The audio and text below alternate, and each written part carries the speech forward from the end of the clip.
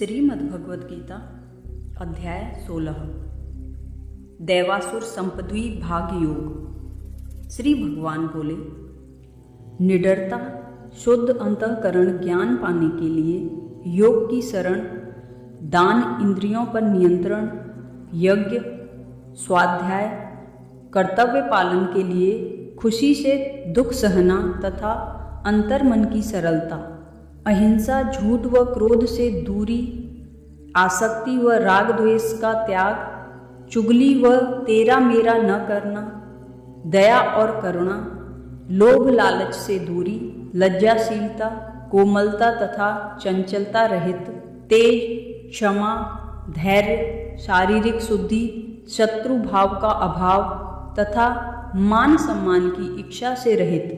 हे भरतवंशी अर्जुन, ये सभी दैवीय संपत्ति या दैवीय प्रभाव वाले लोगों के लक्षण हैं। हे प्रथानंदन, दंभ, घमंड, अभिमान, क्रोध, कठोरता तथा अज्ञान, ये सभी आसुरी संपत्ति या आसुरी प्रभाव वाले लोगों के लक्षण हैं। इनमें दैवीय संपत्ति मोक्षदायी और आसुरी संपत्ति बंधनदायी कही गई है।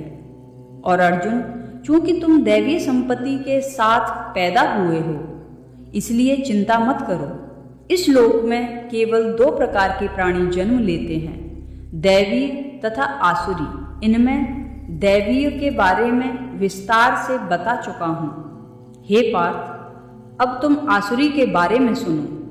आसुरी स्वभाव वाले प्राणी यह नहीं जानते कि उन्हें कौन सा काम करना चाहिए और किसे छोड़ना चाहिए, अर्थात वे अपना अच्छा बुरा नहीं समझते। इसलिए उनमें न तो शारीरिक शुद्धि होती है न मानसिक। उनका चाल चलन भी ठीक नहीं होता और बोलचाल में भी सच्चाई का अभाव होता है। उनका मानना है कि यह संसार असत्य और आराधीन है। यहाँ ईश्वर जैसा कोई तत्व नहीं है। संसार तो केवल स्त्री पुरुष के मिलन से जन्मा है, इसलिए काम ही संसार की उत्पत्ति का मुख्य कारण है। इसके सिवा और कोई कारण बताना दुनिया को ठगना है। जो लोग इस मत का समर्थन करते हैं और परमात्मा को नहीं मानते, वे विवेकहीन और अज्ञानी हैं। ऐसे लोग जगत के शत्रु हैं। ऐसे लोग अपनी शक्ति को केवल संसार की हानि के लिए खर्च करते हैं। दंभ, घमंड और आसुरी नशे में चूर ऐसे लोग बड़ी बड़ी इच्छाएं करते हैं, जिन्हें चाहकर भी पूरा नहीं कर पाते। इसके लिए वे भ्रष्ट सिद्धांतों और नीच आचरण का सहारा लेकर संसार में जीते हैं। ये आसुरी लोग जीवन भर चिंताओं में घिरकर बारंबार मरते हैं। सुख संपत्ति को सब कुछ मानने वाले ये लोग पदार्थों के संग्रह और उपभोग को ही सर्वोपरि मानते हैं और इनमें फंसकर अपना जीवन बेकार कर देते हैं।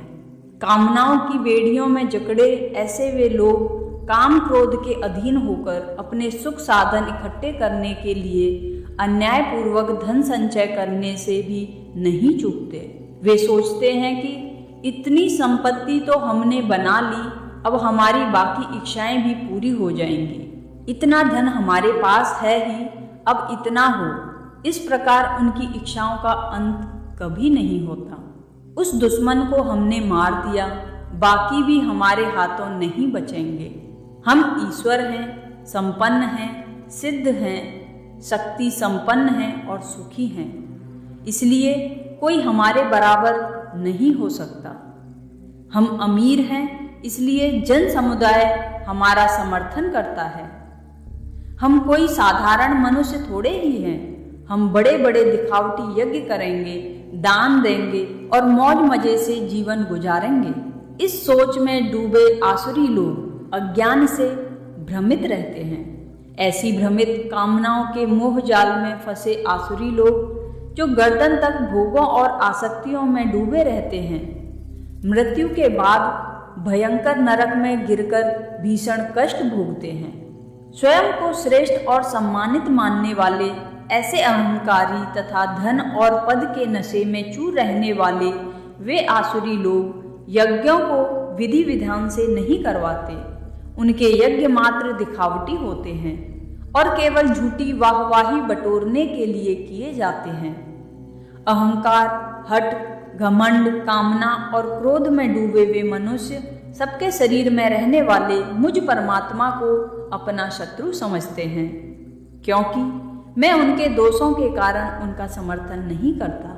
उन शत्रु स्वभाव वाले क्रूर, नीच, पापी और अनाचारी मनुष्यों को मैं बार बार आसुरी योनियों में ही पैदा करता हूँ, क्योंकि उनके काले कर्मों का वही फल मिलता है। हे कुंती नंदन, अज्ञान के कारण ऐसे लोग मुझे पाने का प्रयास नहीं करते, बल्कि अपनी शक्ति को सुख साधन के संचय और उपभोग में लगा देते हैं। इसलिए अनेक जन्मों तक आसुरी योनियां भोगते हैं, फिर घोर यातना के लिए भयंकर नरकों में डाल दिए जाते हैं। काम, क्रोध और लोभ ये तीनों नरक के दरवाजे हैं, जो मोह और आसक्तियों में फंसाकर जीवात्मा को भ्रष्ट कर देते हैं, उसे दिग्भ्रमित कर देते हैं और वह श्रेष्ठ जीवात्मा काले कर्मों में लग जाता है। इसलिए इन तीनों को अपने पास तक नहीं फटकने देना चाहिए। हे कुंती नंदन, जो व्यक्ति काम, क्रोध और लोभ नरक के इन तीनों दरवाजों से दूर रहते हुए आत्मकल्याणकारी व्यवहार करता है, अर्थात जैसा प्रभु ने बताया है वैसा आचरण करता है, वह इस संसार से मुक्त होकर भगवान के चरणों में स्थान पाता है। जो लोग शास्त्रों की बातों पर ध्यान नहीं देते और अपने अहंकार की पूर्ति के लिए मनमाना आचरण करते हैं, उन्हें शुभ कर्म करने पर भी सिद्धि, सुख और भगवान नहीं मिलते हैं। इसलिए हे अर्जुन, तुम अपने कर्तव्य अकर्तव्य का निर्णय शास्त्रों के अनुसार करो, अर्थात चूंकि तुम दैवीय संपत्ति से युक्त हो, इसलिए तुम्हें कर्तव्य कर्म के चयन के लिए शास्त्रों को ही आधार बनाना चाहिए। दैवासुर संपद्वी भाग योग नामक 16वां अध्याय समाप्त। जय श्री कृष्ण। ऐसी ही वीडियोस देखने के लिए हमारे चैनल को सब्सक्राइब करें।